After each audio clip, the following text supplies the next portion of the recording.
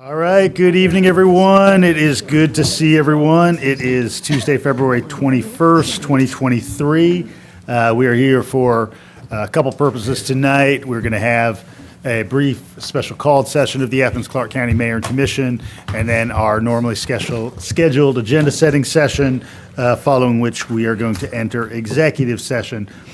So I am going to ask Sarah George, who's serving as clerk tonight, to call roll for us. Davenport. Here.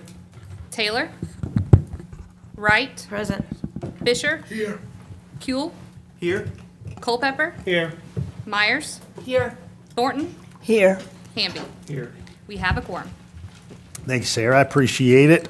Before we get into business, we have an exciting evening because we have two new members of our community leadership team with us.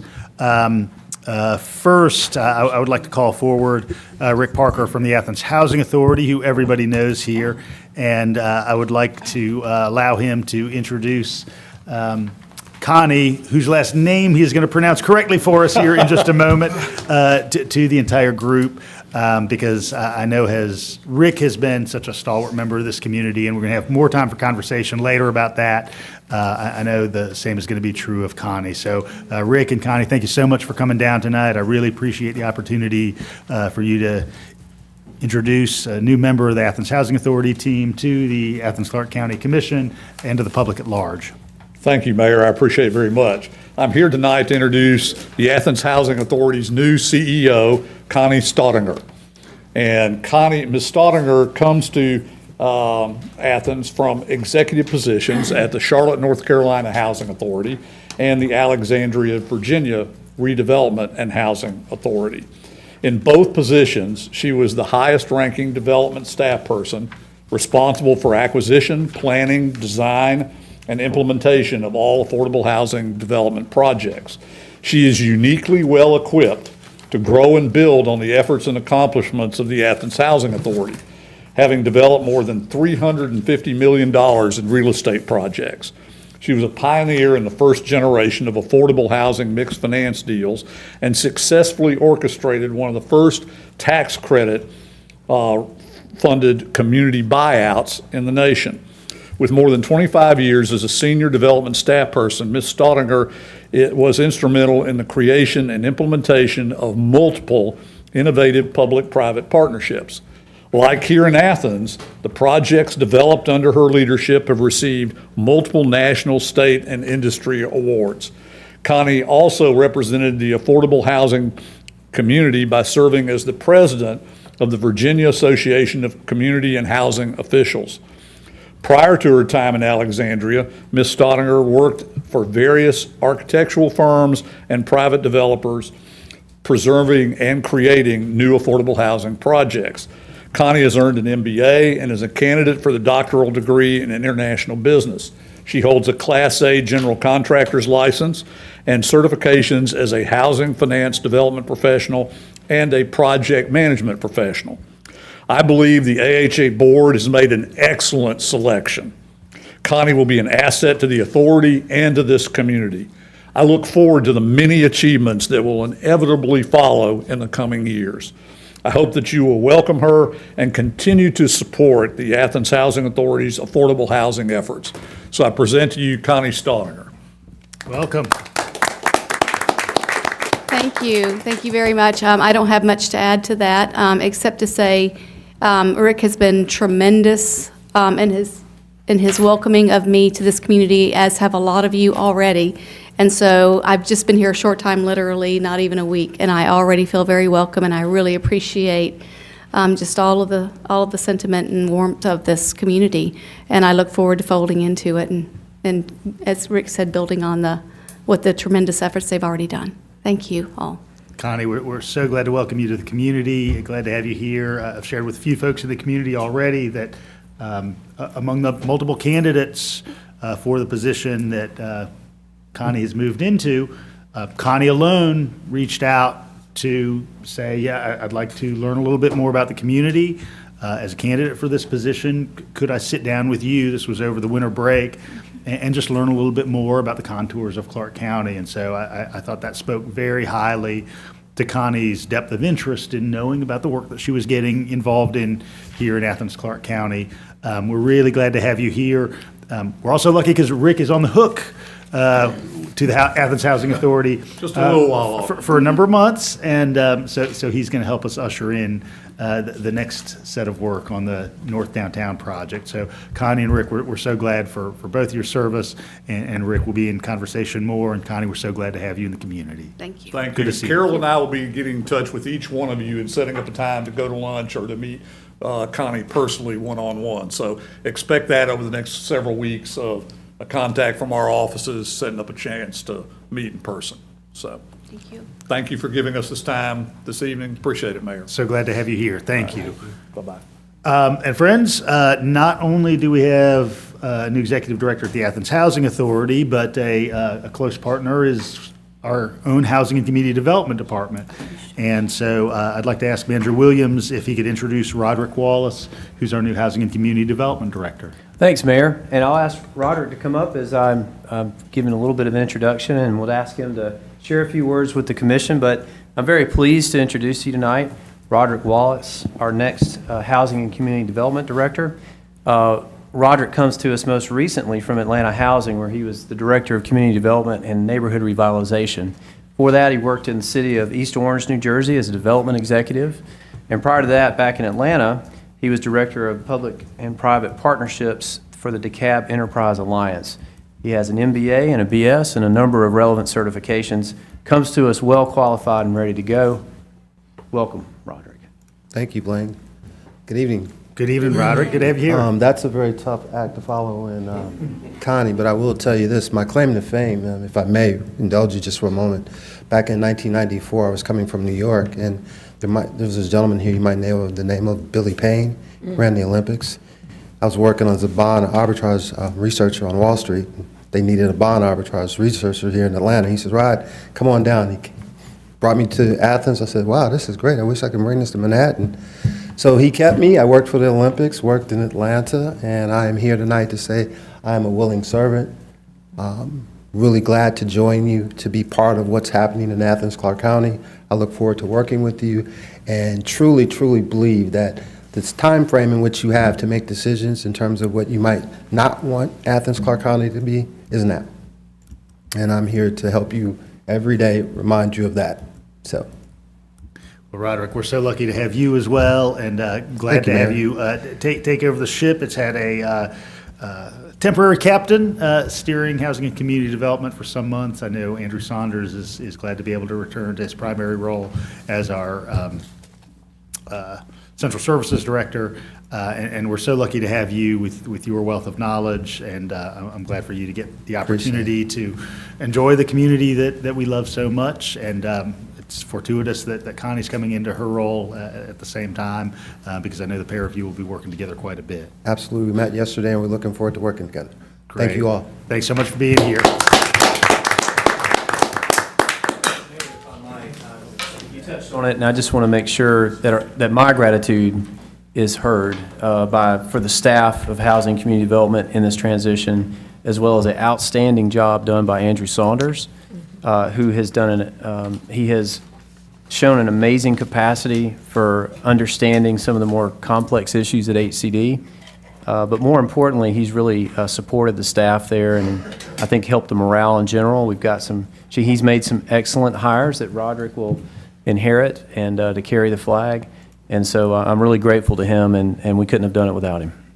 Yes, we're absolutely grateful. I mean, for somebody who came into a somewhat new world, I've been really impressed with Andrew's work, and definitely glad to have him back in his day job, so to speak, and hope he gets a little breather between now and then. All right, everyone, we have, as noted earlier, a special called session with two items. We had held the zoning request regarding the Atlanta Highway properties, and also held the community benefits agreement that's associated with that district as well.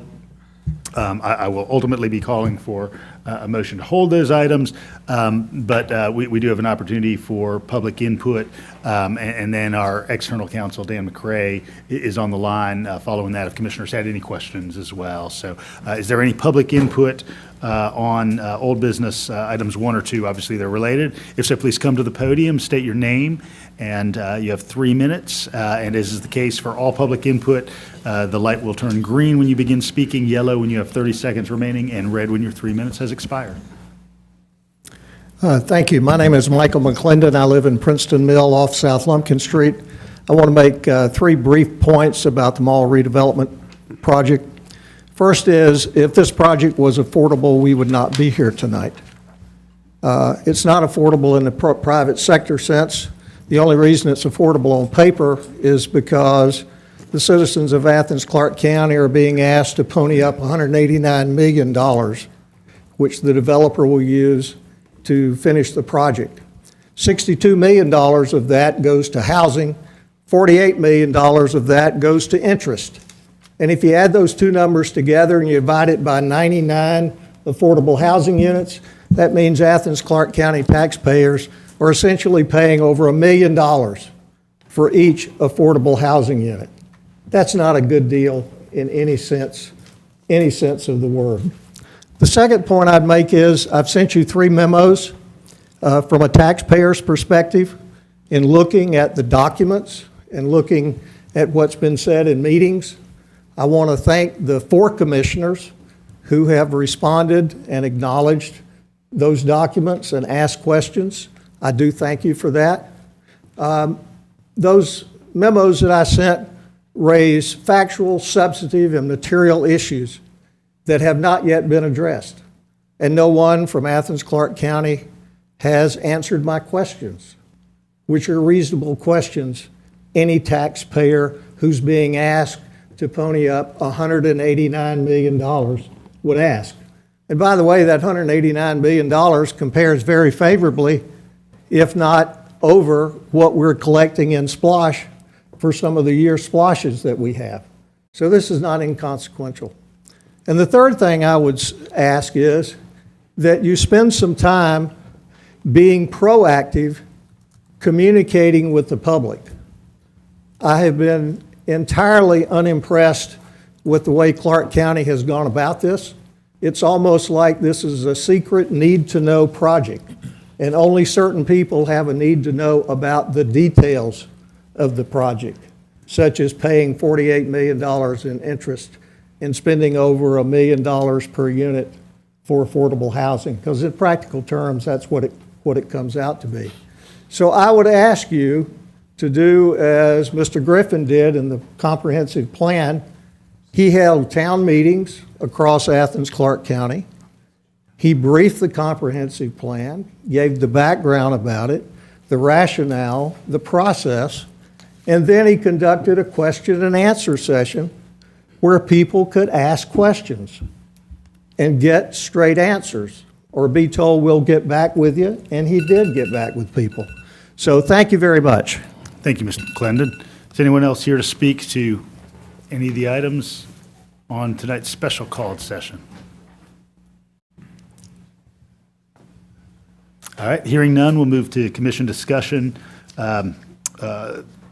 The Mall Area Redevelopment Committee, that of course includes Commissioner Hamby, Commissioner Houle, 2 school board members, and myself, continued to meet as recently as yesterday. That there is still some work to be done on the community benefits agreement, and simultaneously some work underway in the intergovernmental agreement between the Clarke County School District and the Athens-Clarke County Unified Government. And so the opportunity on the table tonight is to hold both of these items until March 7th, which is our next voting meeting. And so looking first at the zoning matter, would anyone make a motion to hold that item? I'll begin by moving to suspend the rules so we can then. Thank you, I do those two appreciate things. that. Motion to suspend the rules, is there a second? Second. All right, got a second from Commissioner Myers. All in favor, please say aye. Aye. All right, thank you. And on the substance of the matter, is there a motion to hold item 1 to March 7th? I'd like to move to hold item 1 to March 7th. Second. All right, I've got a motion from Commissioner Houle, second from Commissioner Hamby. Commissioner Houle, any notes associated with this? I think you covered it well. And to not belabor the point in tonight's meeting, I would encourage anyone here to watch the meeting of the MARC that we had yesterday. It's available on our website. We got into a lot of substantive discourse there and also mapped out the timeline we're hoping to get us from where we're at now to that meeting on March 7th. I continue to feel optimistic that we'll get what we need to have a solid community benefits agreement in place and be able to, sing its praises with y'all on March 7th. But until we see that finalized document, we obviously need some more time, and so I'm looking forward to having that time. Thanks, Commissioner. Commissioner Hamby, any follow-up? I do, thank you, Mayor. And I just want to, I'll just be real brief here, but I do want to say about the $189 million. And I keep focusing on that because I know that this project at the end of 30 years is going to be valued at on the tax digest at $428 million. And you look at the proportion of what incentive we're given at $189 million versus the total cost going into the project, it's a bit out of skew, in my opinion. And I base that on some of the other TADs that you see around the state, and also just on this community and what we've done as far as incentives go in the past. For Caterpillar, we gave $30 million for a project that created 1,500 jobs. We're still paying the bonds on that note, by the way, and we didn't pay the $30 million. We split that 30 with Oconee County. And I think about those negotiations. I wasn't part of the negotiations. That was our management team and the mayor at the time. And I remember the discussions, though, and how, there was one discussion about them, Caterpillar wanting extra water to use for their facility. And our folks said, no, we've given you enough of what we can give you. And I'm just wondering here in this project, what are we saying? I mean, we're saying yes to everything that the developer and the builder and the architect want. We're saying yes to everything. But when we ask for 60% AMI and 20% units of affordability, we get told no. When we ask for more specifics about a job creation and the wages of the jobs, we get told no. And what I'm asking y'all is this. I mean, it's got to be a negotiation. I know I want them all redone more than anybody. I'm probably not more than anybody, but I've been looking at this mall for the past 15 years and hoping something good happens. And I believe something good will happen. But y'all, when we put $189 million on the table, we need to make sure there are community benefits. Now, when we look at the community benefits now, there's a stormwater system in there that benefits the site. There's a sidewalk in there that benefits the site that would have to be built anyway. And it's not necessarily a jobs program like Caterpillar was. It's more of a housing program. And if it is a housing program, why don't we fall back onto the presentation we heard just last week about the cost burden for housing? They're offering 10% affordability. It's 99 units at 80% AMI. We learned on that chart, on that bar graph, that there's 565 households that are impacted by that. But we also learned that between 30 and 80%, there's about 14,000 households that are impacted by that. So if we're given $189 million for a housing project, shouldn't we be getting some more benefit from that? So hopefully the MARC will consider, the MARC committee members will consider not asking, but saying, we want this in this community benefits agreement. We want this. And if do we risk somebody walking if that's the case? That may be. But now we've gotten out there and it may not be though. No, but at the end of the day, we've gotten out there that we're a community willing to put $189 million on the table for a good project that's going to benefit this community. And I said this at the MARC meeting the other day. If I had $428 million, I'd buy the thing, and knowing that the county's going to give me back $189 million of that. Because at the end of 30 years, they're saying their investment's going to be worth $630 million. So there's a lot of things to look at, but I would encourage you to look at the documents on the website. It's a lot of reading to do, but I'm going to say one thing. I know Dan McCrae's on the phone. One thing to look at is the return on our investment. And if you look at the return on our investment, Dan McCrae has made a presentation before that said for every dollar you give for a TAD investment, you should get back $7. So when you look at the Leaven report, not the Leaven report, the in-plan report, the economic development report, I'm being very generous in the economic impact that this project has. I just take both the construction, the temporary construction jobs, and the $70 million for the permanent jobs, and you minus that TAD investment and then divide it by the TAD investment. So if you do that, and I'm using their $630 million. If I use their $630 million, then our return on investment is about $3. But if you use the $428 million, then the return on the investment it goes down to about $1.25. And that's with both the permanent jobs and the temporary jobs. If you take just the permanent jobs, then we're actually paying more than we should be. It goes into the negative number. So I'll send out information about that because I know it's difficult to follow. It was difficult for me to follow. But when you start looking at it, ask yourself, what's the return on this investment for our community? And is it matching what we say it's going to match? One final point, even our TAD policy says that our TAD should be at 80% AMI, but 20% of the build out should be at 80%. Here, we're only getting 10%. So we're not even following our own TAD policies with this. So anyway, just a few things to think about. And I think there will be more as we go along, and I'll be glad to share those. Thank you. Thanks, Commissioner. Any other input? Commissioner Myers. Yeah, I did have the opportunity to listen to the Mark meeting this afternoon, and I do want to thank Commissioner Hamby and Commissioner Houle, as well as members of the school board and Mayor Gertz, and especially our attorneys, Dan McCrae and Judd, for the good work they're doing. I'm especially thankful for the deep thinking and critical analysis that my two colleagues on either side of me are asking, and I really appreciate that. The mall redevelopment is something that needs to be done, like Commissioner Hamby says, but I think we have a responsibility to do our due diligence and to ask the tough questions that are being brought up by colleagues and citizens as well. So I hope, I had sent a list of questions after I read the financial analysis last week, and hopefully I'll get some answers to that to understand some of these things more. There's a risk here in the community. We're putting this money in here, and there's a lot of risk involved that is going to be that future commissions and future citizens will deal with. And I would like to ask Dan a question, because there's a couple of things I don't understand. But in terms of that $48 million that would be reimbursed from the TAD money for interest, I keep hearing that we can't do that. We can't reimburse the interest except for, as our wonderful attorney explained to me, what was that phrase, the capitalized interest?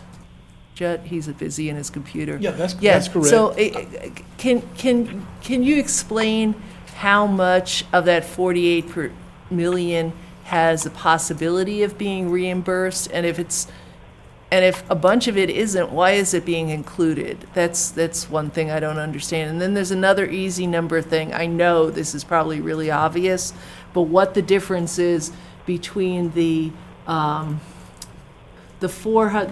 of the project is listed as $474 million and some change, compared to the developer has estimated the private development cost to total $630, and I don't understand that difference. And again, hopefully there's an easy answer to that one, but I would sure appreciate help with those two questions. So, Dan, did you get those two questions?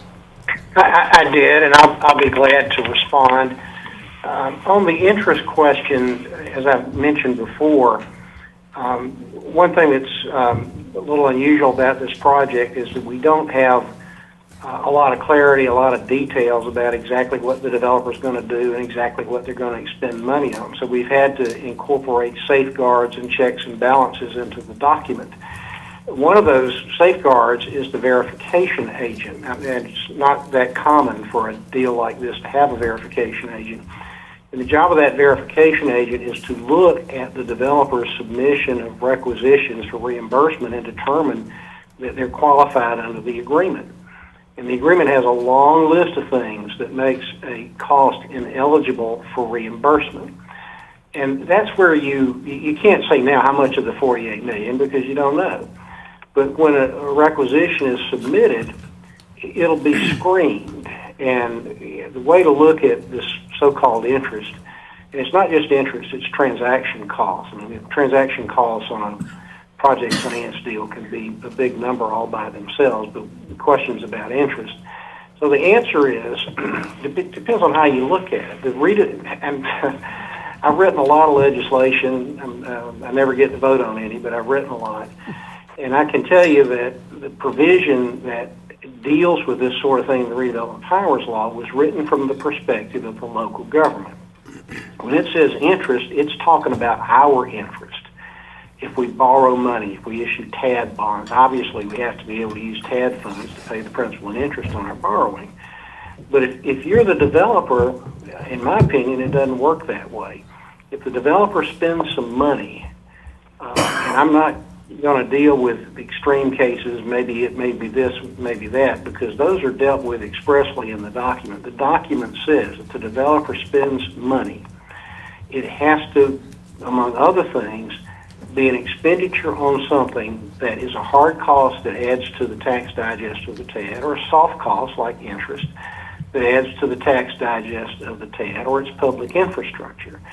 And the way that interest can become a capital cost, which is authorized. Again, if you look at this from the perspective of the local government, you're authorized to spend money on buying things and rehabbing things and stuff like that, or paying costs. But those costs are capital items. So the example I used the other day, and I wish I could think of a better one, is if you're a farmer and you're growing a crop and you need money to buy the seed and all of that, you go to the bank and get a loan. When the crop comes in, you've paid not just the principal on the debt that you had with the bank, but you paid the interest. And when you turn around and sell that crop to somebody, you're going to charge enough to collect your interest that you paid. So that interest is capitalized.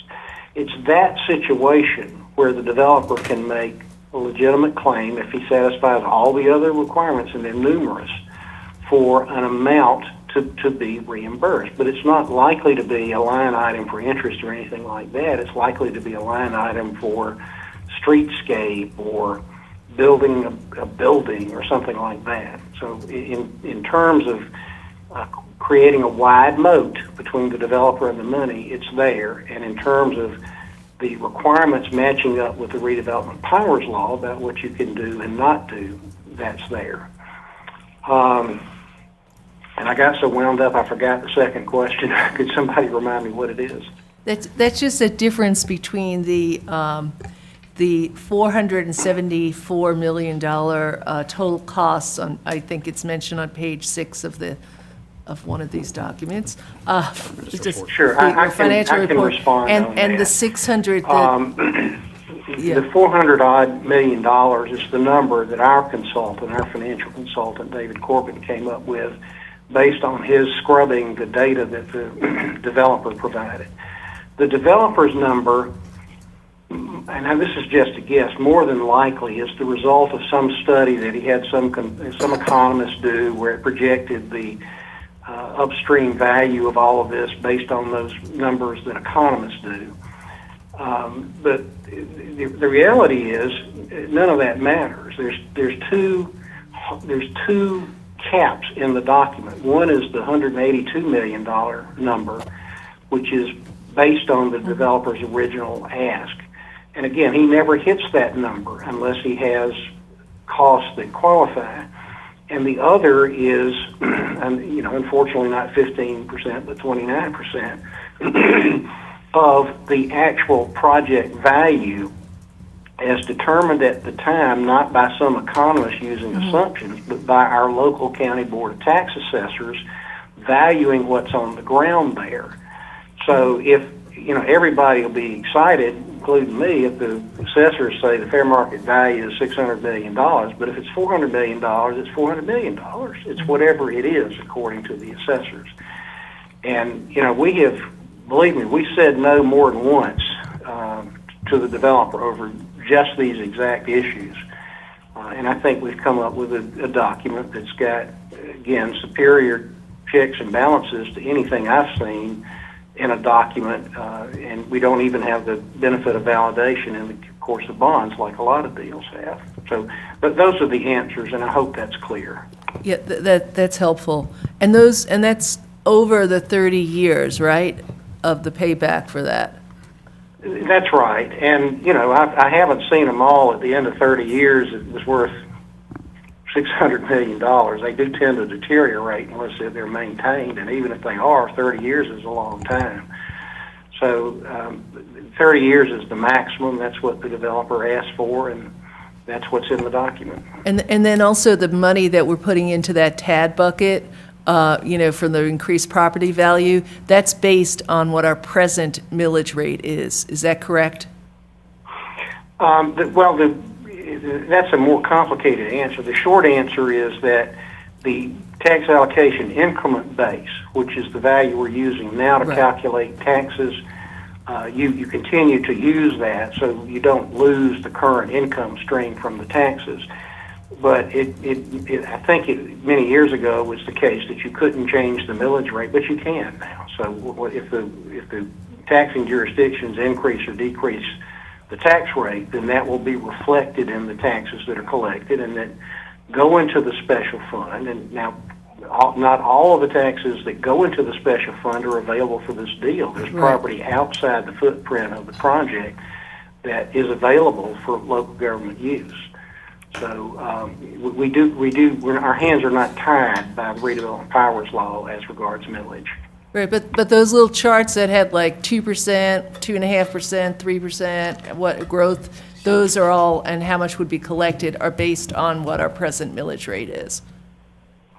I suppose you're referring, and I don't have that in front of me, it sounds like you're referring to one of the charts in David Corbin's analysis. Yeah. And that's an example, I think, not of millage increase, but of assumed increases in fair market value based on appreciation. So if you don't like 2.5%, choose your own percentage. It's all an estimate anyway. Okay. Thank you. Commissioner Thornton.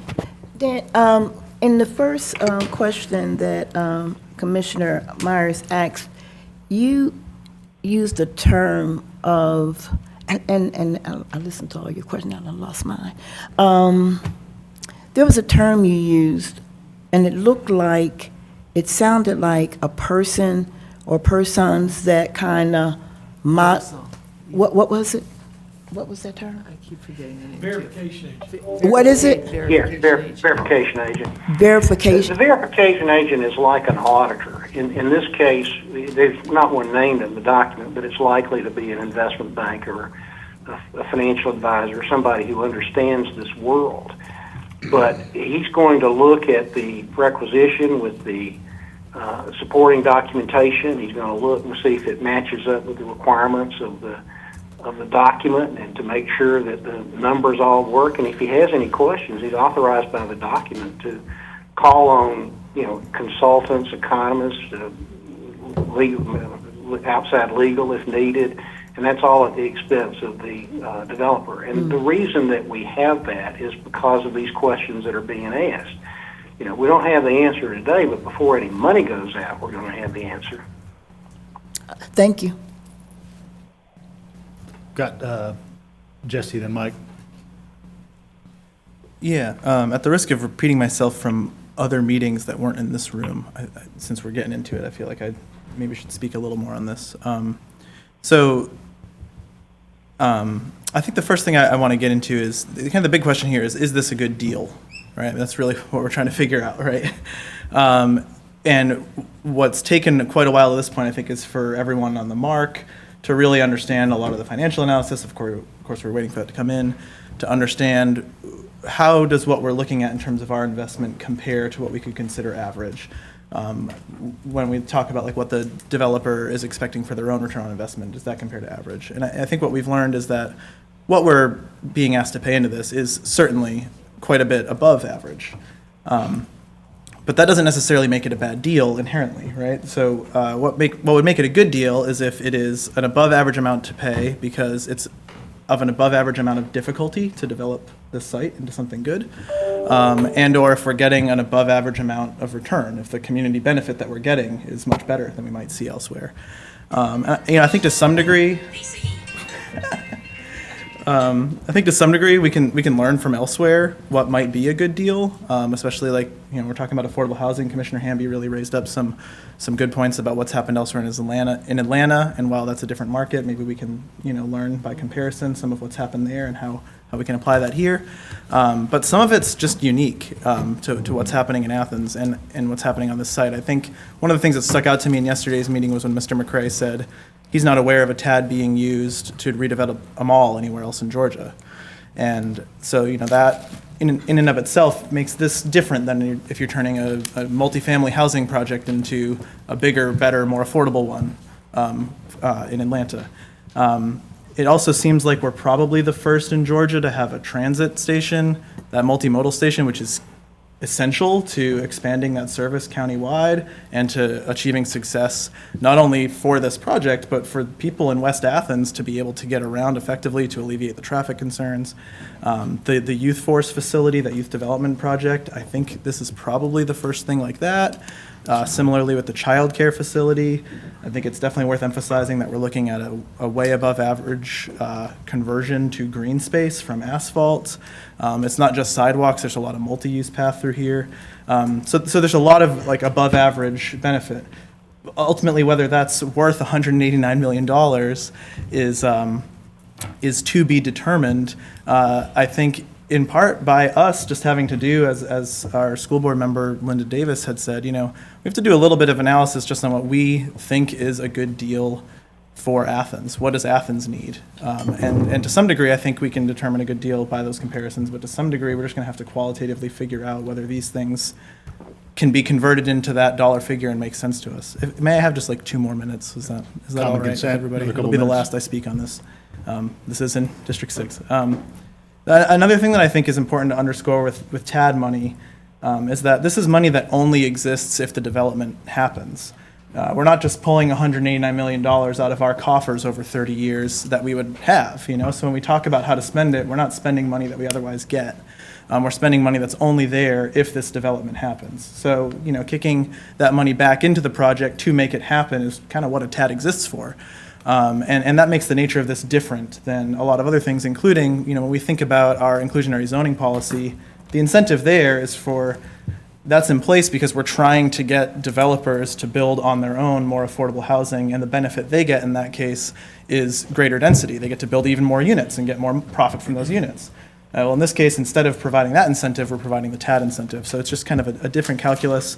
And also that inclusionary zoning calculus was a bunch of people who know more than me working on it for 2 years, coming up with the best guess as to what would be an incentive, not necessarily something that we know to be a formula that's definitely going to work. So, Mr. McCrae talked about the wide moat. I have a positive sense that the wide moat they're creating in the CBA is going to appropriately address the uncertainties, like the risk around our financing and then the risk around the potential success of the project or not. I'm really looking forward to those comparative analyses from staff insofar as we can get those in time. And the other last point I'd just like to raise up that I also mentioned in our MARC meeting yesterday is, the verification agent discourse that Commissioner Thornton raised up. The CBA is going to spell out how we're verifying the financial eligibility and all that.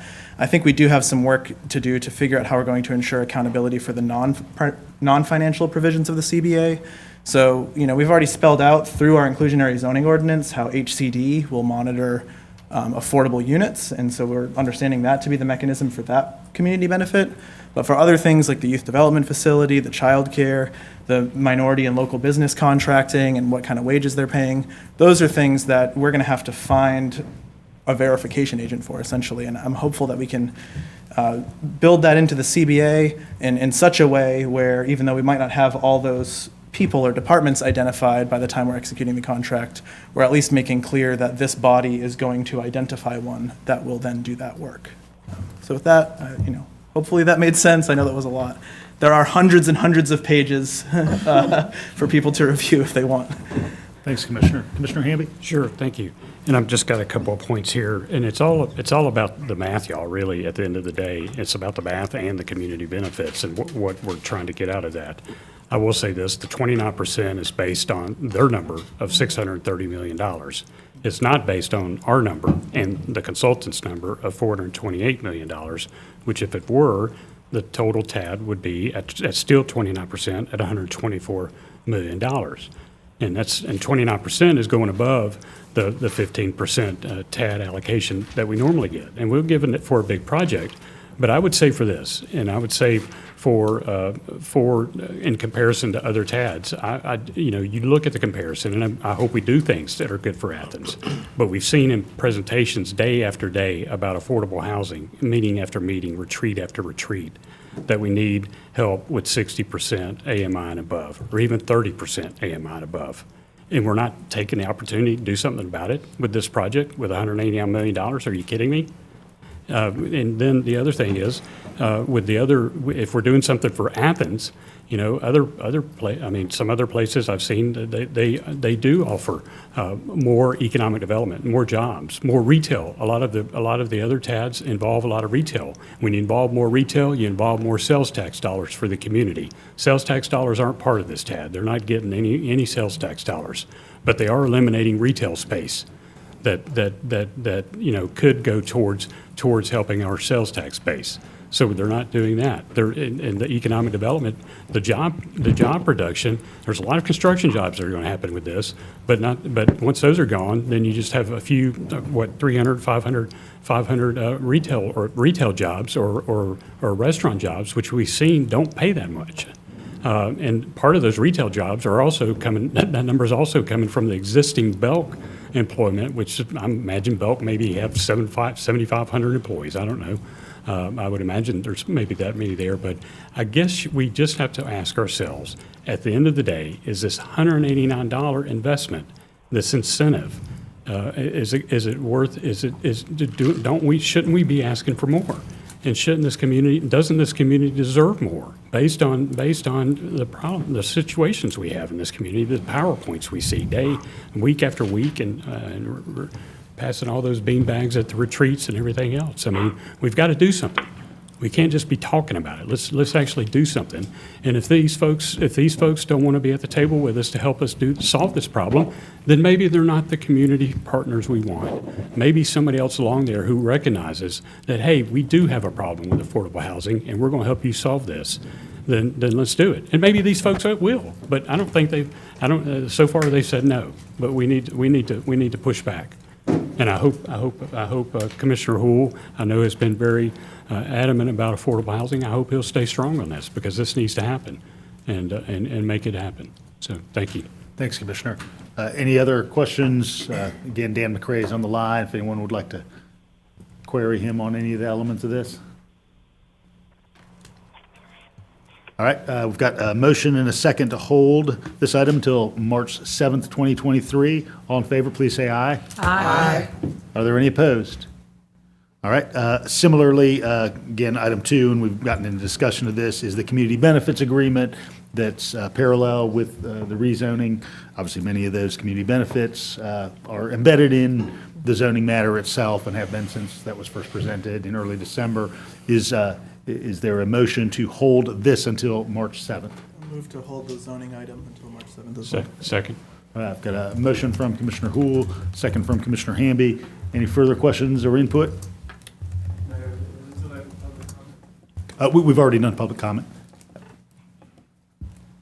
All in favor? I'm sorry, I do have a comment, if that's all right. Just a quick one. This is a PD, and this came up during the mark the other day. And I think our attorneys are working on this. But with the CBA, the Community Benefits Agreement, there's a schedule in the PD that is outlined in there. The developer is asking for an extended schedule to take it out an extra year or 2 years. So when we were told the other day that this project would be complete in 5 years, that's not likely to be the case if we say yes to the developer's request. The other thing is, as we all know, when this body gets a PD, This happened several times over on Oak Grove. I think we've seen Oak Grove PD changes about 4 or 5 times since I've been on the commission. And that, now I'm wondering, 10 years down the road, even 5 years down the road, as the next body sitting here, somebody comes and wants to change the PD, how is that, and I hope our attorneys are looking into this, I believe they are, how does that impact the CBA? What if somebody comes up and owns part of the senior development or part of the affordable housing, which has been extended out also, all the multifamily has been extended out to a year in the future, which means that we won't capture those 99 units right away. But what if somebody comes along and wants to do away with the senior housing? Says, you don't have any more old people in your town, you don't need senior housing. So let's do away with that part. And so I don't, how is the CBA going to address that part, the community benefits agreement? How is it going to keep making sure that all the multifamily gets built? Because, at the end of the day, we're basing it on 99 units. And so that's based on 10% of the total project. But if the total project gets changed from a PD, then where are we at from there? But I'm hopeful our attorneys will address some of that.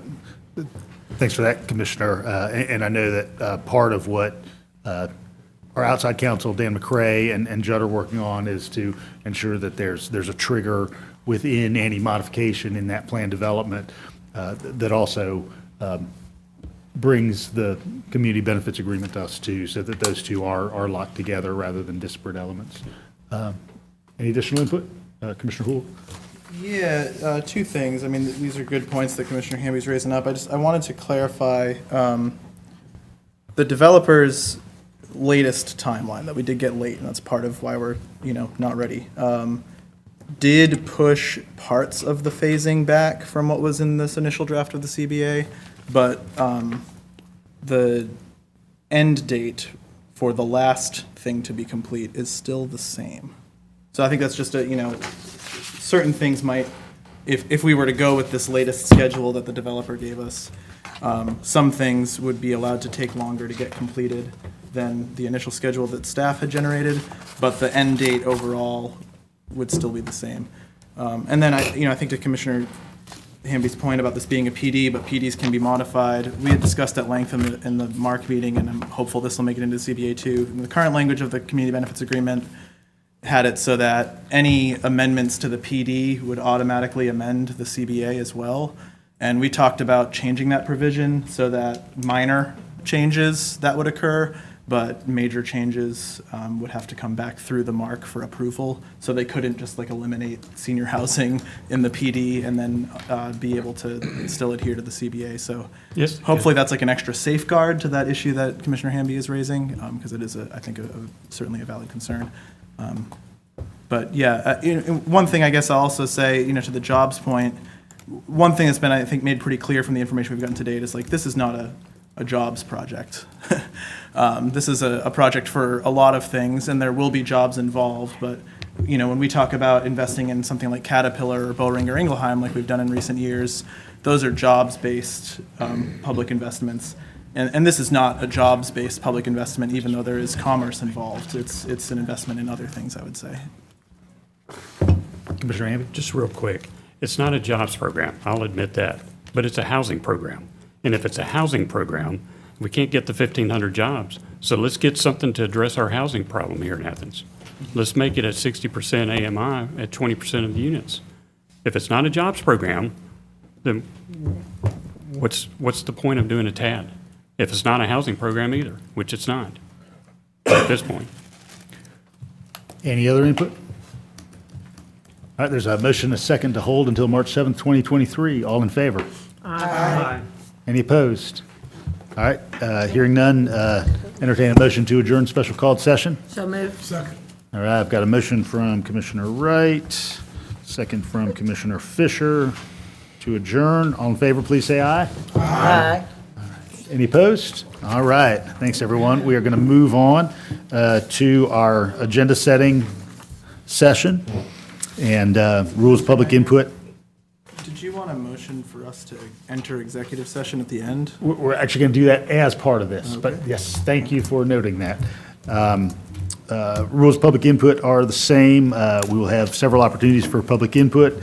There will be public input for the agenda setting session on the consent agenda, public input on new business, and then separate opportunity for public input on the single planning and zoning item that we have.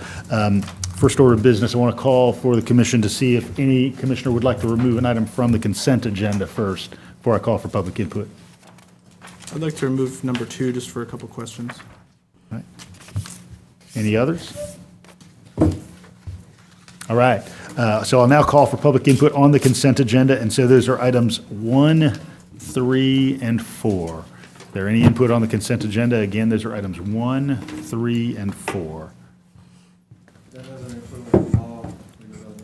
No. All right. Now for public input on new business. So those are items 2 and 5 through 18. Items 2 and 5 through 18. Please approach the podium, give us your name, the item to which you're speaking, and then you'll have 3 minutes as described earlier. Good evening. My name is Leslie Sinyard. I live on Millage Circle in 5 Points. What I'm talking about is pennies compared to 189 million. We do know pennies matter because we have SPLOST, and we have SPLOST number 2, and we have T-SPLOST. So pennies matter. Ms. Senior, to which item are you speaking? To the public art. So there's several, which one, sorry. Public art. I'll just capture Sorry, that's that. number 6, and it's number 8. So the general idea is the issue of misspending for me. And addressing something like public art. I don't know if y'all really drive all over Athens. You don't have to drive much to see the potholes in the community and the massive amount of roads that need fixing. Don't repave them and then have it be 3 to 4 inches higher than the gutter on the side and not repave them correctly. I walk everywhere, and I have rolled my ankle on that. So we need to do it right. Traffic, I don't know if you're ever on, a great example is if you're ever on South Lumpkin between 4 and 6:30, the backup is unbelievable. And speaking of saying yes to developers, y'all said yes to massive development, both on South Lumpkin and on Macon Highway. All of that is going to need to come up through that South Lumpkin corridor. So maybe some money to buy some property and make some turn lanes. So years ago, I said, don't vote for T-SPLOST. Oh, but we'll improve our roads and we'll make sure we improve our traffic patterns. And here we are with T-SPLOST, and we're voting on public art, spending our money on public art. And that's not even included on here is the Tallahassee Road art that's, I know is $36,000. I read that before. I don't know how much this is. I haven't been able to find that anywhere. So it's pennies compared to 189 million, but SPLOST shows us pennies matter, and the issue is misspending for me. It's not just pennies, it's the fact that there's so much misspending. So that's what I wanted to speak to. I do think SPLOST monies, T-SPLOST monies, whatever, if I'm not mistaken, they hurt underserved people the most because those people have to buy things and they have to pay that sales tax. So are we thinking about that when we're spending this money on stuff like public art? Thank you. Thank you, Ms. Senior. Is there anyone else who'd like to speak to any new business on the consent agenda? Again, that's item 2 and 5 through 18. All right, hearing none, we'll move to commission discussion. First item of business is item 2, the additional litter crew truck and trailer purchase, which is associated with an item that was embedded in the current fiscal year budget. So, Commissioner Houle? Yeah, I just had a couple of questions for the manager on this. If you look at facts and issues 7 and 8, first with number 7, it talks about how this is going to enable us to get to where we were hoping we'd get when we voted this into the budget, which is a shorter cycle for litter cleanup, moving from 12 to 14 weeks to 7 to 9 weeks. Do we have an estimated timeline for when we'll actually be on that 7 to 9 week cycle? Well, the first crew should kick off within the next 30 days. Okay, awesome. And then do you know when the second one may with this? It depends on the vehicle and staffing as well. Okay. So you haven't hired those folks yet. And do we have a sense of like whether this vehicle is one of those ones that might take 2 years to receive because it doesn't exist anywhere yet, or? Well, there have been some long lead times in vehicle ordering. Our hope is to go ahead and get the approval, get that ordered, and then see if we can do with another truck in the meantime. Okay. And then my second question, facts and issues number 8, that talks about how, part of making this program work is employing participants from the diversion center. Do you know how much we'll be paying those diversion center participants? Yes, I believe it will be, our entry-level living wage. Okay. Excellent. And then that works the way it does for other diversion center programs where it goes into an account for them to access when they get out? Yes, we will be acting as the employer.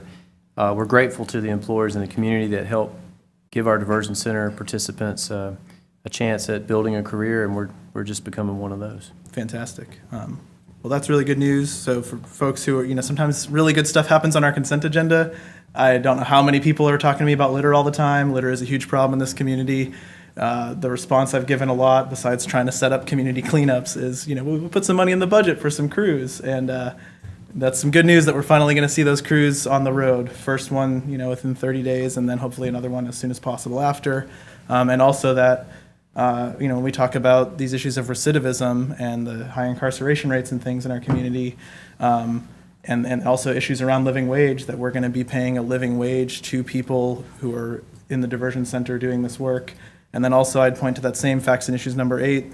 The hope is that successful participants could be eligible for full-time employment within the landscape management division should an opening arise and they have demonstrated qualifications toward minimum job requirements.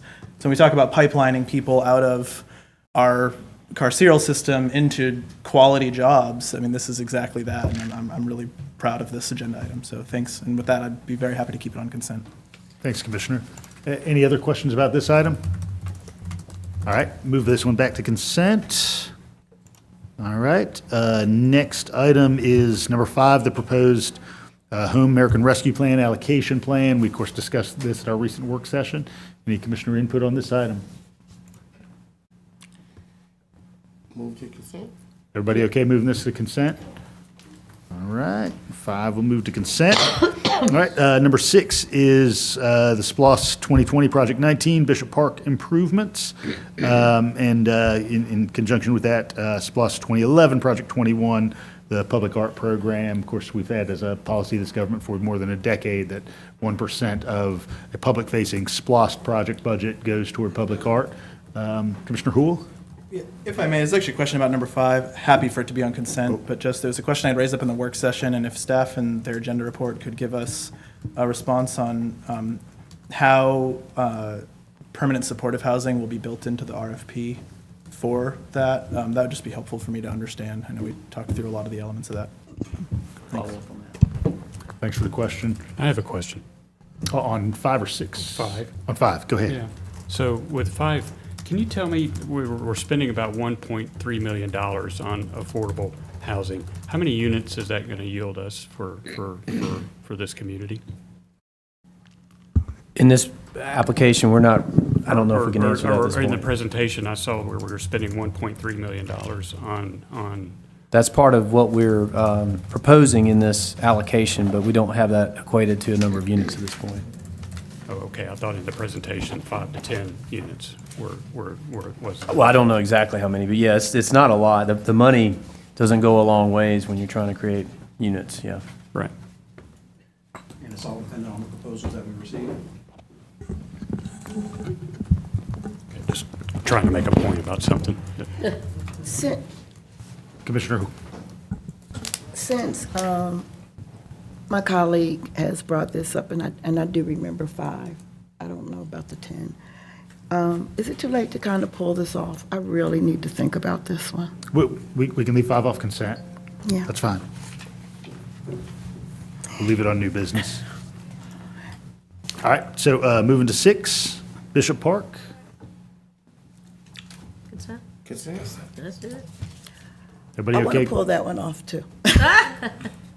All right. You know, I think when, and a lot of things we are so focused on if that's our interest, we pay a lot more attention.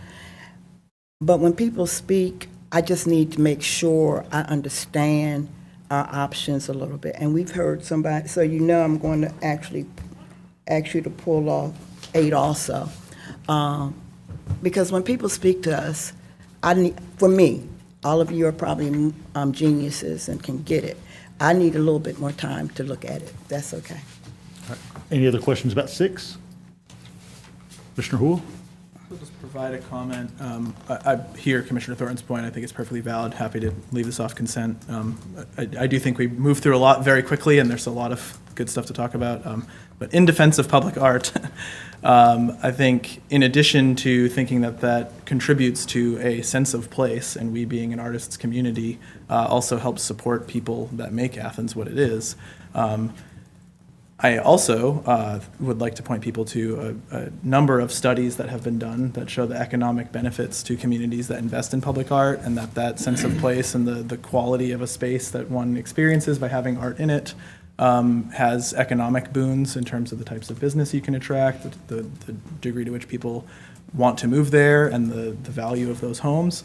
It also helps discourage litter, among other things, when it's well maintained, at least. So I would like to just vocalize my defense, my support of public art, and I also think it's important to acknowledge that even if this body does not share my view, or even if we want to consider changing our community's investment in public art, the SPLOS and T-SPLOS programs, which have been ratified through public vote, have expressly required us to invest a percentage in public art. So, we could talk about changing that for the next SPLOS or T-SPLOS program, but at least for all these things that are going to keep coming before us for years, we're already bound legally to have to invest in art because that's what is built into those referenda. So, with that in mind, happy to keep it off consent and defend art again on March 7th.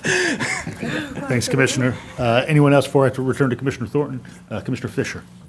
Yes, just with the public art deal, if we continue to do this, though, we really need to make sure that we are using local artists. That's not always the case that I've seen in the past.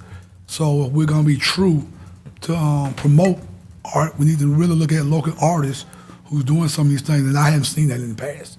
Saying we always bring in outsiders to do the public art. So we truly going to be a community that invests in our local community, then we need to use local artists. And when we start looking at what we're going to put on these particular spaces, Bishop Park or the Flyer Trail, and again, we need to have some local input, in my opinion.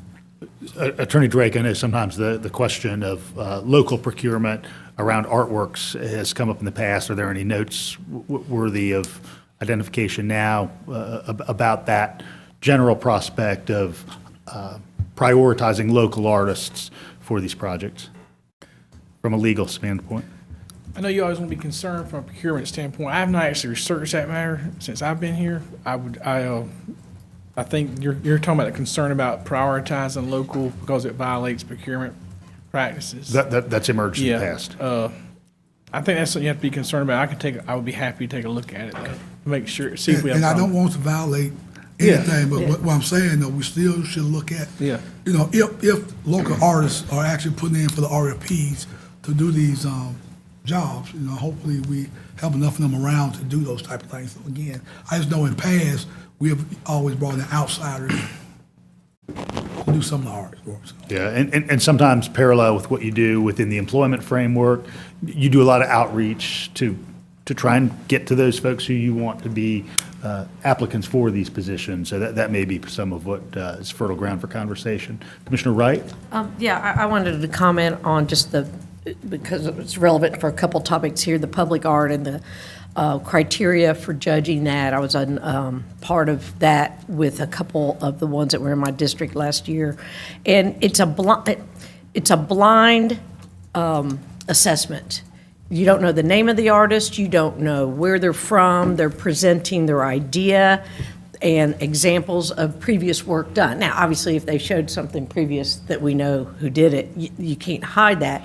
But the idea is to gain the project by the virtue of their presentation and what they're wanting to do and their ability to fulfill that. And a lot of them are really challenging. Remember, one of them is under the overpass of Loop 10 over the trail. I mean, you have to know what you're doing and prove that you can do the safety things for some of the challenges with it. But the process is that certain people, they take the names out. It's just redacted so that in one way, as an artist, it's fairer that way, because it's not favoritism, whether I'm judging something over at the art department or with these slide presentations. But that's a process that's pretty standard within the art world to do it that way. And I do know that one of them was there were questions like this in the group I was judging, and it turned out that it was awarded to a local artist, but we did not know that until it had been done. So Manager it Williams, does is there happen. any element of the process you wanted to highlight? Just additional context. My understanding is a majority of the pieces that are out there have been done by local artists, but when we do the bigger commission pieces that cost a great deal of money, as Commissioner Wright said, it's open to everybody, and those tend to go to folks who have, in a blind presentation, they seem to carry the day. I recall the recent cooperative extension Cleveland Road piece was a large piece that was awarded to a local trio of artists. So, Commissioner Thornton?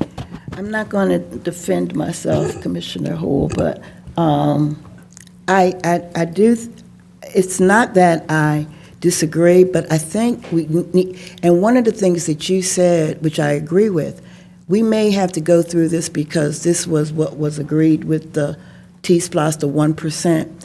But again, we need to start having these conversations now, what is more practical and needed. So I'm not suggesting that I'm against this. This is on my radar now. And when we do the next T-SPLOS, it might be different. And I do know when Commissioner Hamby was talking about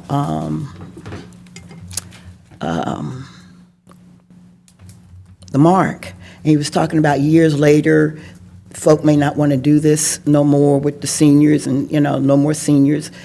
It's almost the same thing. Every commission, kind of evolves, and we do have some serious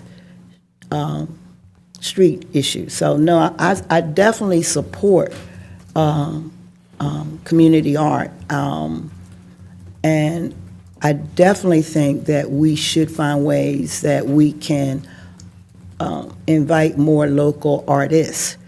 I know when the animal shelter was here, a week or so, whenever? Thursday, and they were talking about the community art.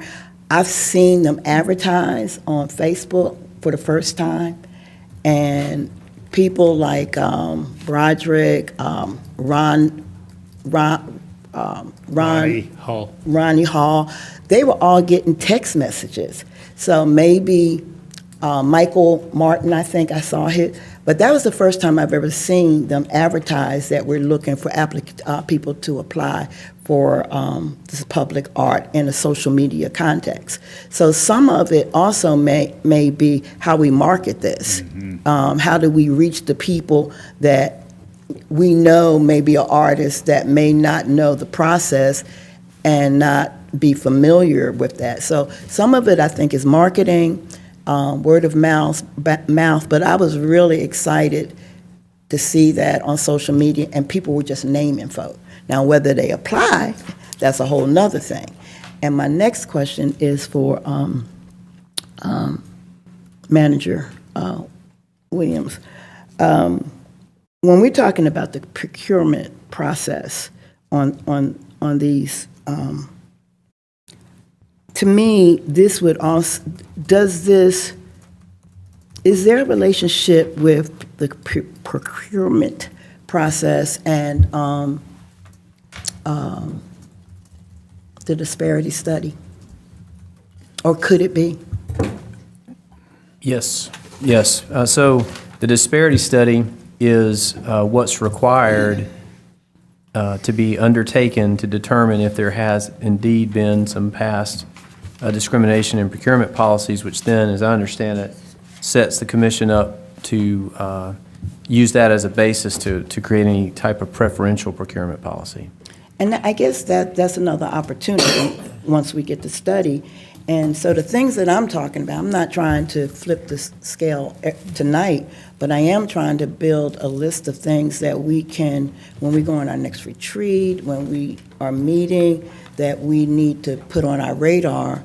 So of what is the requirements for, what is the possibility for the future T-SPLOSs? How can we use the procurement and the disparity study in something like the art, and how do we reach out? So that was my point. So 9 times out of 10, Commissioner Hull, I am going to support this. I'm just trying to get me something on my radar and go from there. Commissioner?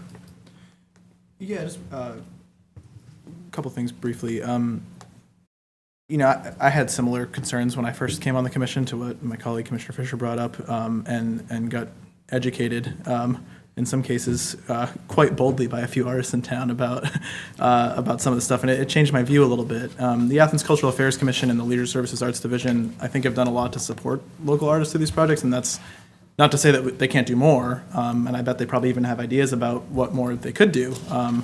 But I do think we are doing quite a bit, and in addition to the legal concerns that have been cited, I also just want to emphasize the benefits to a procurement process that's open. You know, as I've had relayed to me by a number of artists, including artists who have kind of cut their teeth participating in projects here and then been able to get work in other cities, there's a value in opening things to applicants from all over. There's kind of a generalized reciprocity in the arts world of, you know, people can get often better paying gigs even in other larger cities because they have a similar procurement process. And so like a lot of the way our procurement process looks is not just for the legal reasons, although unless we get an update to that legal interpretation, we might have to do it this way anyway. But even if we could change it, I think there is also this question that we'd probably do well to take some time hearing from artists in the community about like whether we would want to, whether that's actually ultimately good for artists.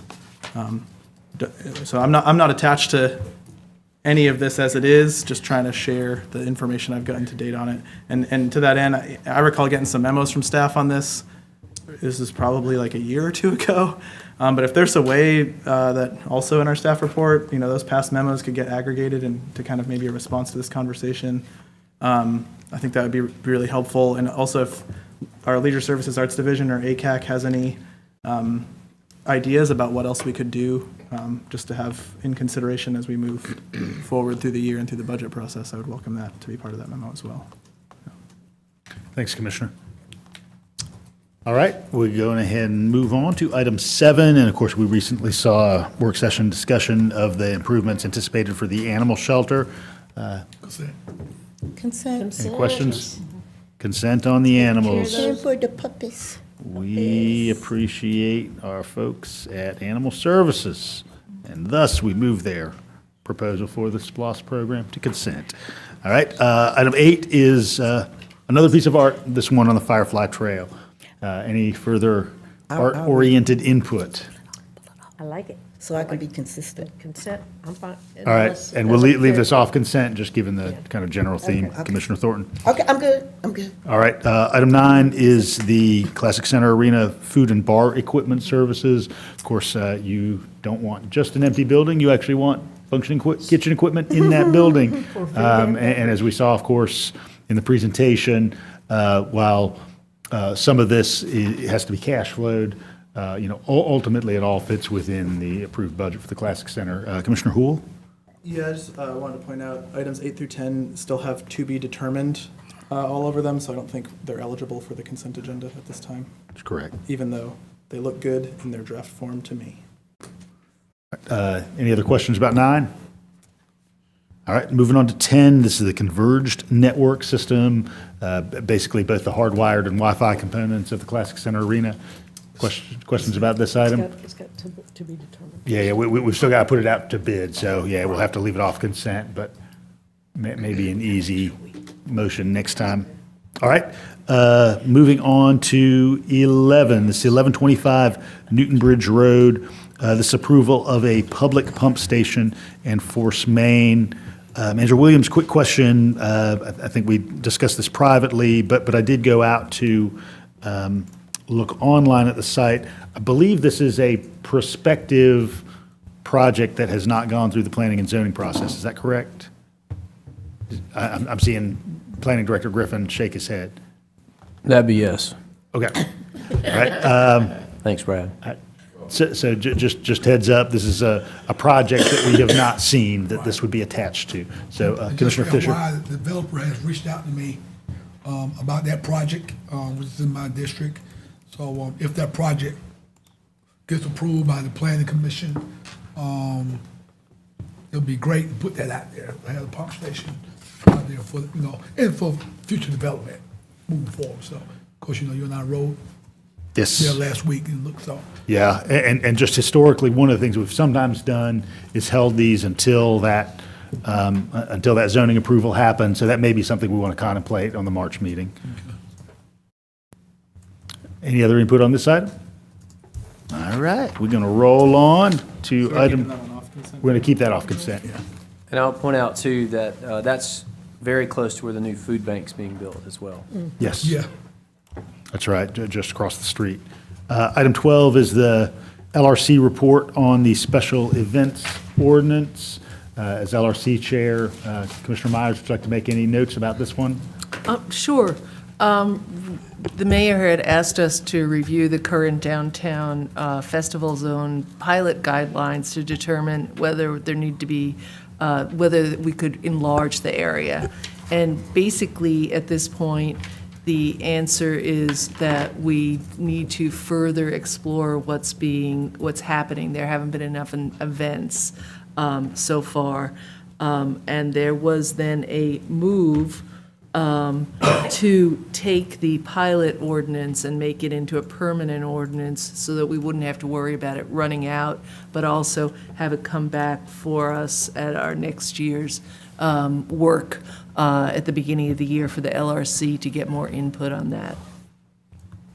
The changes are very minor, and I think it's easy to see them. They're highlighted, and colleagues here can scroll through them to see those minor changes that are in there.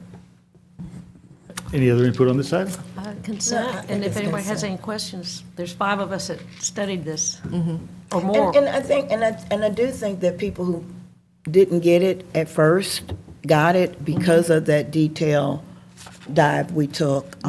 So there was a little misinformation, but I think that folk in the community really appreciate it and understand which way we're heading with this. Great, thanks for that. Commissioner Houle? Yeah, one thing just stuck out to me from this, maybe this is a question for the attorney.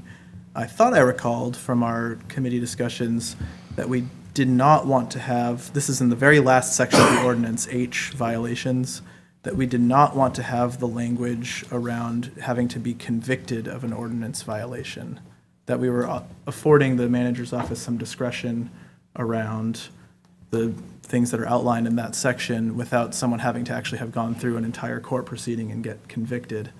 I don't know if my colleagues recall that similarly, but I think that the language that was offered to us by I think it was the police department, had talked about language that was very slightly different from this. This has captured a good bit of it, but not all of it, and I think that convicted part was part of what PD was emphasizing we don't keep in there.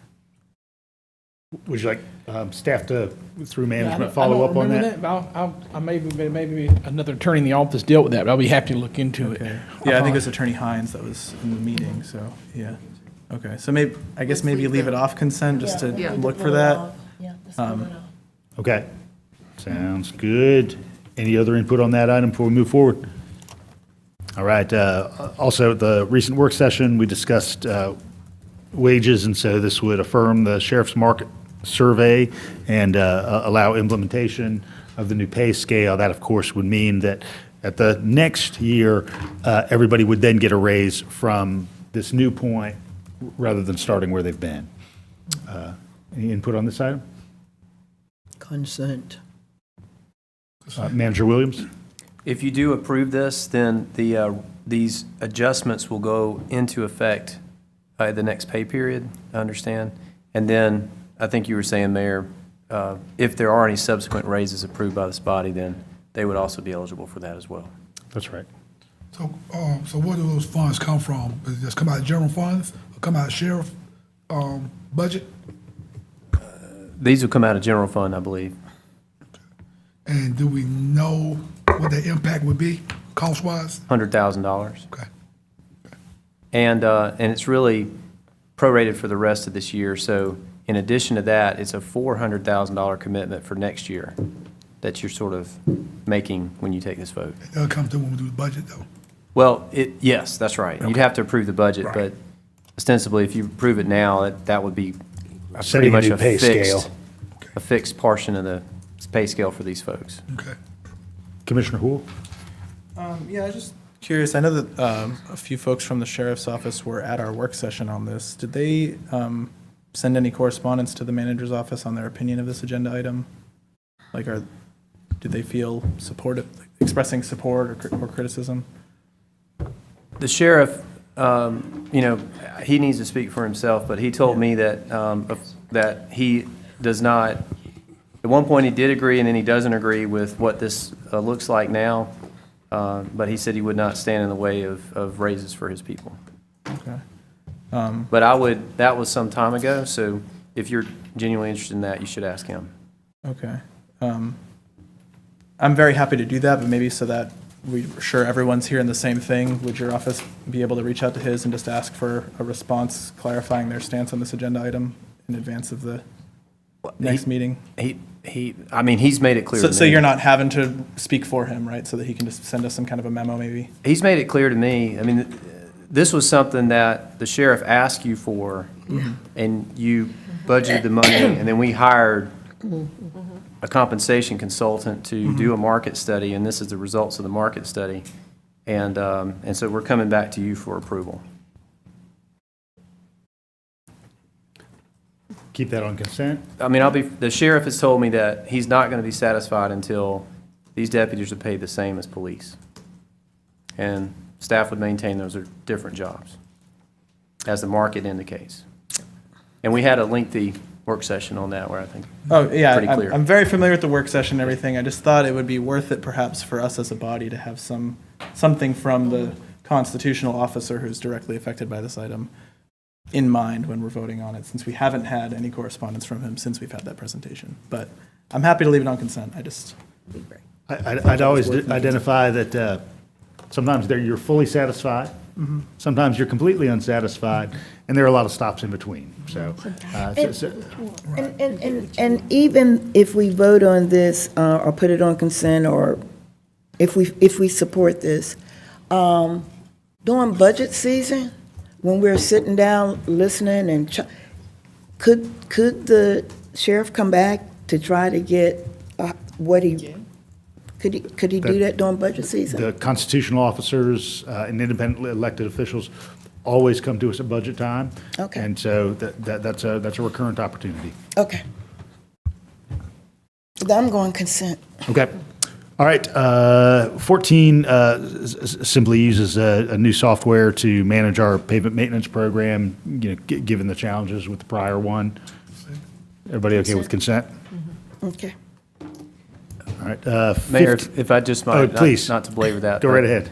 So what's interesting about this, this is a video of the conditions that can help to evaluate them.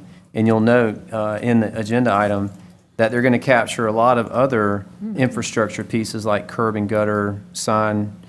What you're approving here doesn't pay for those, but when we talk about life cycle and life cycle, you have to start with two things at a minimum. One is an inventory of what you own, and then the relative condition of it. Well, and third, how long those things generally last. If you get those three things, so it could be at the budget, we'll have to look at all the different priorities, but we may come back for some of those items and say maybe we should go ahead and Add sidewalk or add curb and gutter. Yep, and that would be, this is good for a year after this contract's signed, that we could go access that type of thing. Okay, now I have a comment. Go right ahead, Commissioner Wright. I agree with the comment about the unsafe pedestrian sidewalk issues when the sidewalk is the same level as the street. I know that comes about differently for different areas of the road that we have. If we were to try to address that after this software has done its thing, are you saying that there'd be an easier way to capture where those are, to have a discussion about addressing that with That's an the interesting data? question, and I'm glad to ask, and we'll have that in the follow-up report. You know, if the video will capture the relative depth of curb. Yeah. And really, the answer to that is, it's called milling. And so there's a Yeah. special machine, yeah. And it's just an added cost. And so we could do more milling, but it would be less paving too. But I do appreciate that we do have some situations that need to be addressed. Right, and because of that, we're milling to avoid increasing the inventory of sidewalks that are the same level as the road, as Commissioner Huell would say. I was curious, so, And as a thank you. As a frequent pedestrian in this town, a couple of quick notes. That milling produces ideally a crown, so you want the water to shed from that road. And if I would contemplate the problems where this is in greatest effect, it's not in fact our contracted roads, it's on GDOT roads. Millage is a notable example, so next time you're in the segment of millage between Prince Avenue and Broad Street, note the relative height of the asphalt to the curb there, and that was one where I was really frustrated when the state contractor, again, not our contractor, but the state contractor, did the new paving just a couple of years ago, so. Yeah. So this is consent, right? This is consent, this is true. Actually, I'd like to leave it off consent. Leave this off consent. Yes. You go to the bathroom and come back. We're not even in here. Oh, my God. Now you're back for consent, taking it off. Mike, did you want to make any other notes about that one, just as? No, I just, I just wanna be- I was reading it, but I may have some more questions as we move forward. Anytime you worry about sidewalks and such as that, I think deserves a bit more. Oh, boy.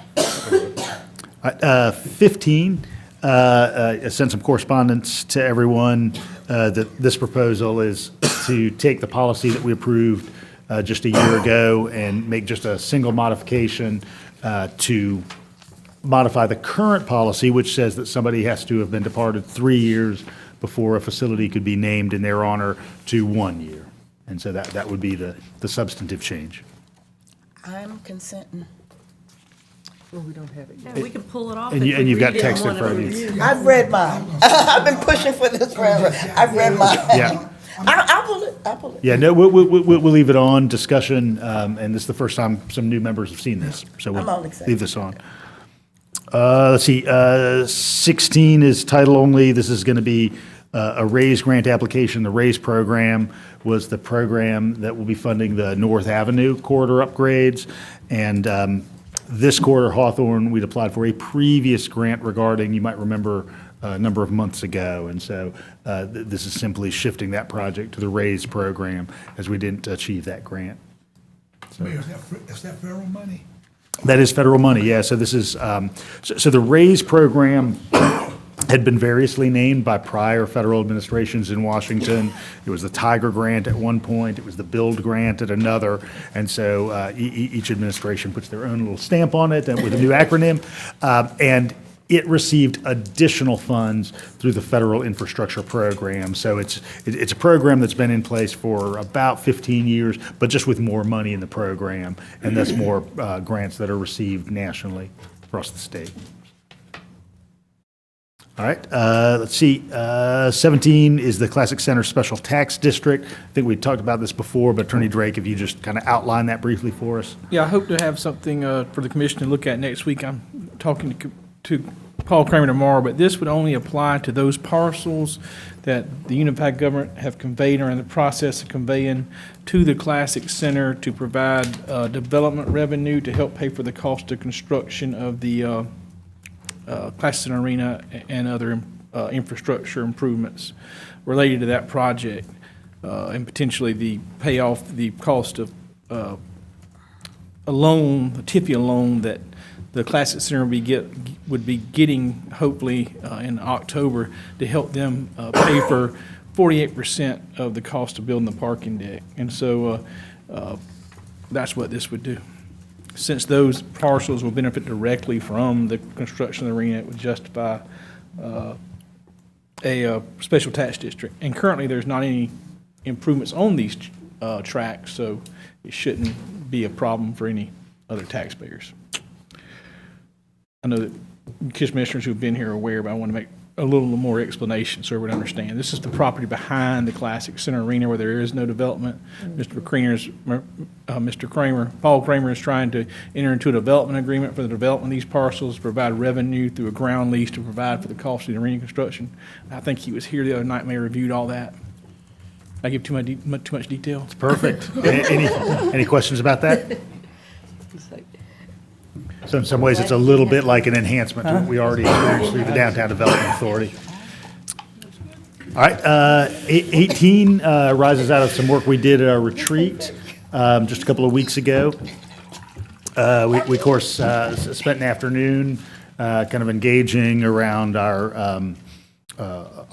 engagement, around our communication with each other, kind of in this context of these meetings here, our electronic communication with each other, our use of social media, and our collegiality as a body. I note to members of the public all the time, an elected body, a commission, a council, a school board, a Congress, gets there in a different manner. You're not hired by a single supervisor. You're hired by the constituents in your district, but you're still a working body. And so all the things that are true about any working body, and this is a very important working body because we're working in the interest of the 130,000 people we represent. And so we had a lot of opportunity to talk about just how we can function well. So we, through some prior dialogue and dialogue that afternoon, came up with some ideal interactive opportunities and some suboptimal interactive opportunities. And then just as it would happen, one of our two statewide support bodies, the Georgia Municipal Association, just that very same week introduced a civility resolution for bodies to adopt. And so this has been adapted to us, and you can see it in print, of course, on the website at this agenda item. And as a component of this, what we'll be doing by practice is at the beginning of every reading, reading a short form of our civility pledge. I'm glad to do that solely, or I'd be glad to pass the baton if others would enjoy their time doing that. But I appreciate everybody's collaboration on this really important element of our work. As I've noted all the time, if we shine in this room, we shine for the whole community and everyone benefits. So, Commissioner Wright.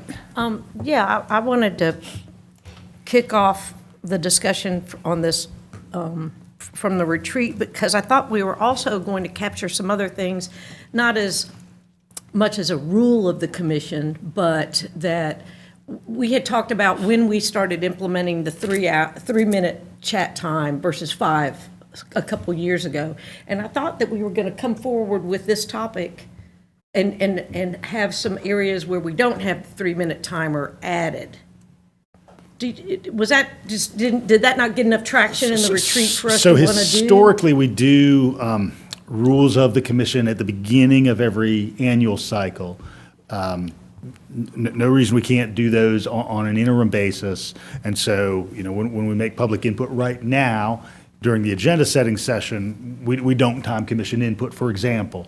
We do that during the voting cycle. Mm-hmm. If we want to make some modification to that, either in terms of number of times to discuss any individual topic, total time at each opportunity per commissioner, or otherwise, I'm definitely open to that. So Commissioner Wright, what might be helpful is just send an email to the group and say, here's what we do now for the voting meeting. Here's how either I'd like to modify that or apply it to the agenda setting meeting or other sessions. Okay, because I will do that. I'll touch base with everybody to sort of see if I heard what I thought was a lot of interest in that. And to keep our comments concise and relevant, that helps, I think, as well, us get to our point, which I'm glad I'm not being timed right now because I'm getting off my point. But a couple of the other things that I thought would be good for us to sort of capture is was it our last meeting when we moved the planning items to the top of the agenda? We did those first. And I thought that that might be worth us carrying out because we have the members of the people who have an application in the planning arena. And, you know, they're here because of that project, and to hear it out and be available for questions, and it'd be good if they, as well as staff members, don't have to sit through the whole meeting, and that topic of the planning can come when we're fresh and at the beginning, like we did. And then the other topic, and I don't know if this is something we have to capture, but I thought that, and we had done this with Bill Berryman, that the attorney might not have to have as much time as he's spending on our projects that he doesn't need to be required. We could release him from work sessions attendance. And I didn't know if that, but I can call around. I want to talk with you first so you can tell me which ones might fit in something that would be additional details for us to capture as we're capturing this new way of us having our meetings. Okay. So, all right. That's and then helpful. So I'll talk around. I'll talk with you first, Kelly, and then I'll branch out and see what Okay. others are thinking of it. I made a couple notes about that. Thank Okay. you. Thank you. Commissioner Culpepper. Yes, I'm very excited about this civility pledge. I think it shows that we were elected as community leaders, and we're going to hold ourselves and our cohorts to act like community leaders and to treat our community partners with respect. And I think this is a really big step, and I'm really excited about implementing this resolution. Thanks, Commissioner. Let's see, Commissioner Houle, I saw your hand. Yeah, I'm totally into this as well. I also thought I recalled from our work session that we had discussed adding this list, which was like the custom generated one from all of our input prior to, the 10 actions to follow and 10 actions to avoid. So I'm seeing some nods. I mean, if we're still there, is there a way to build that into this? I can add that to the agenda item as an attachment. So like maybe like a section 8, and we hereby adopt the actions to follow and avoid in attachment 1, something like that. Glad to. Easily done. Commissioner Thornton. I know that I've already talked to Kelly, and I don't think he likes my idea, but I'm going to put it out there anyway. I guess it's the mother in me. There's a consequence. And to me, what is the consequence if somebody's not civil? Do we make them go stand in the corner for the rest of the meeting? You know, but I do believe in consequences, and that's just the way life is. Now, Kelly differs with me, but since everybody else has ideas, I will talk to you also, and then run it by. I'm not trying to. I think that we've been real civil lately, you know, and I feel it, and it feels good. So I support this 100%, 100%. I just would like to see a little tightening of the rules at the end of the day that will help people. Oh, they're going to take money out my check if I, you know, something. I've thought about this a little bit, Commissioner, since you and I spoke, and not to draw too close a parallel between my former profession and this role, but in that context, we sometimes use the term redirection. Okay. And so it would be easy to identify one of those 10 items, you know, that's particularly praiseworthy from a member of the body, you know, or in need of identification for some new cultivation of behavior. So I'd be glad to say, you know, look at item 3 on the front of your card or item 5 on the back of your card. Okay. I'd rather see them stand in the corner. One opportunity. We're at least not on an island, so I don't know that we can vote anybody off the island. Commissioner Davenport? Oh, I haven't. Okay. Thought I saw your hand. Commissioner I have Hamby? just a comment. I find this all very interesting. It kind of reminds me when I was doing some substitute teaching, and I would go into the second grade class, and they would have on the list as you walk into the room how you're expected to behave and such as that. So I'm glad this body of adults realizes that we now have to have a list in front of us to see how we need to act. It's unfortunate that we've got to this point, is what I'm saying. But it's good. It's a good direction to move in. Thank you. And I'd certainly identify that I think the reason that Georgia Municipal Association even came up with the pledge in the first place is because because of us? for them, scanning the more than 530 cities that they support across the state of Georgia, some dramatic needs had been identified. And I think I noted at the retreat that, if you would just Google the word commission or council and drama, you could find any number of examples, probably with some video evidence as well. And so we don't need to look too far. So what I am excited about is everybody's willingness to, recognize the sanctity of the role that we hold and to hold themselves to high standards, because it's not easy, particularly given that these are things we care dearly about. And when you care dearly about things, you're passionate, and sometimes that passion comes out in ways that aren't helpful to the ultimate success of the matter at hand.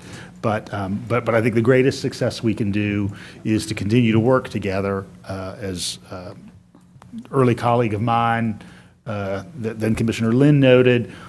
Invariably, you might dramatically disagree with somebody on item number 3, but then on items 4 through 18, you're going to be in concert, and you don't want to lose that reality just because you differed on one item. So, I like the word sanctity that you use. I think that is what we're aiming for, and not just as commissioners, but even to our speakers and our taxpayers.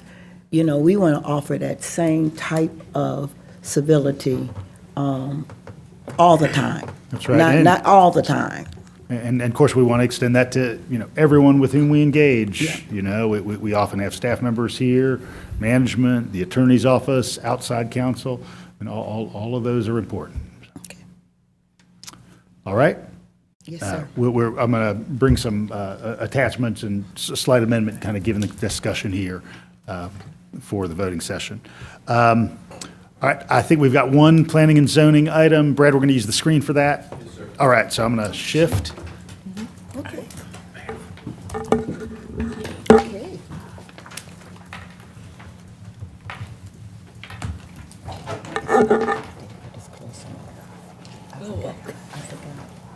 You were giving me chocolate. I forgot. I don't have a job. So, okay. I got to be a little. I got to be a little bit. We'll see.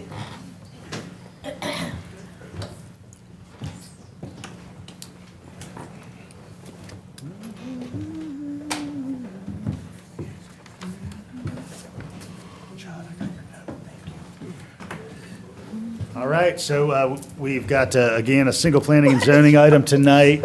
For folks new to the body, this one's a little bit unusual in that we have seen this before in this room, but there's a legal reason for that. So Brad, I'll let you kick off the discussion. Okay, thank you, Mayor, and that's exactly why we decided to do this, for the benefit of the new commissioners that did not see it last summer officially. So this is a special use request at 189, 191, and 193 Highland Park Drive for the purpose of subdividing an existing duplex into 3 lots. Each would be a fee simple townhouse, and then the establishment of 3 individual halfway houses on the 3 properties.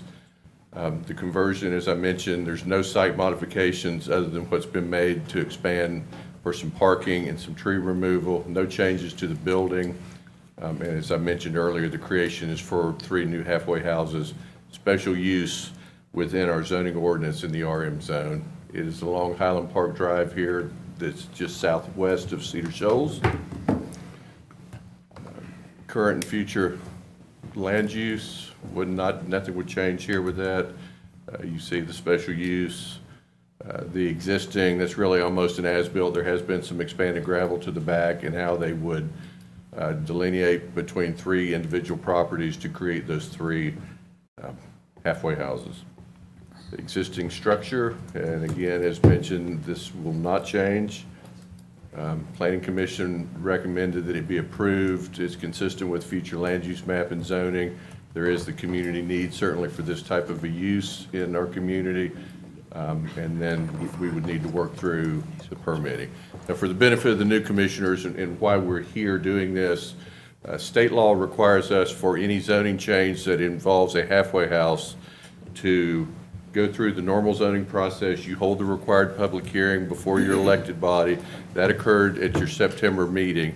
But then state law takes it one step further and says that we're required then, after the public hearing has been held, you have to hold the item for a minimum 6 months, no more than 9 months before the final vote takes place by you. So the 6-month mark would bring it back to you for a vote at your March meeting. So that's where we've teed it up to be. I think we may have changed commission districts on this to Commissioner Davenport, where it was Commissioner Myers earlier, but nothing else has changed, obviously, since you saw it in September. So the Planning Commission recommendation is to approve as submitted.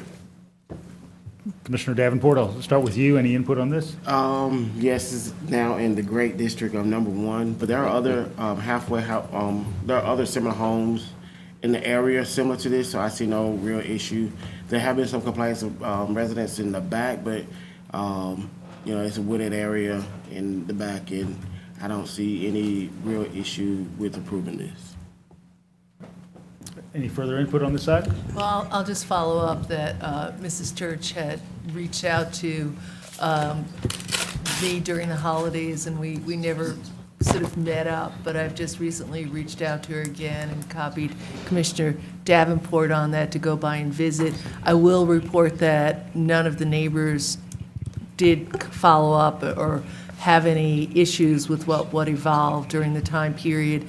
And just one of the interesting things I learned in this, and it might have been from the planning department or others, is that there are halfway houses functioning in Athens that don't go through this process for approval, and that this is Mrs. Church has done this before with other houses right in the area, and I know that the Freedom from Bondage was one of the community groups that was referred to when Commissioner Culpepper and I were visiting yesterday with Advantage Behavioral Health as really working as a transition house in the community that has a lot of respect. So just wanted to add that. Thank you, Commissioner. Any further input on this item? Commissioner Houle. Did we ask for public input? Generally, that comes as old and new business, but certainly appreciate that note. And so I'll be explicit. Is there anyone who would like to speak to this item? We did reach out to Mrs. Church just to remind her that March was going to be the voting meeting, so she's aware. Just wanted to make sure, because I saw that it's written on the agenda, that this is when we would ask for it. Yes. Okay, thank you. It is.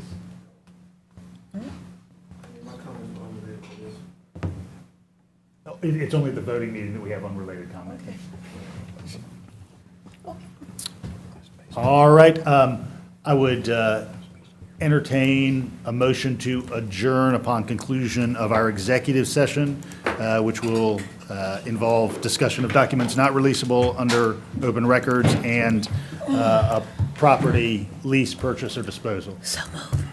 All right, I've got a motion from Commissioner Thornton. Is there a second? Second. All right, I've got a second from Commissioner Myers. All in favor, please say aye. Aye. Aye. All right, so we'll. Mr. Mayor, before we go into executive session, I just want to know clear in the agenda item related to going to executive session, and I'll give this to the clerk. But we should be going to executive session pursuant to OCGA Section 50-1872A41 and OCGA 50-1872A42, as is authorized by OCGA 50-143B4, and to authorize negotiations to purchase, dispose of, or lease property pursuant to OCGA 50-143B1B. All right, thanks for reading that into the record, Attorney Drake. I appreciate it. All right, so we'll go ahead and move to executive session.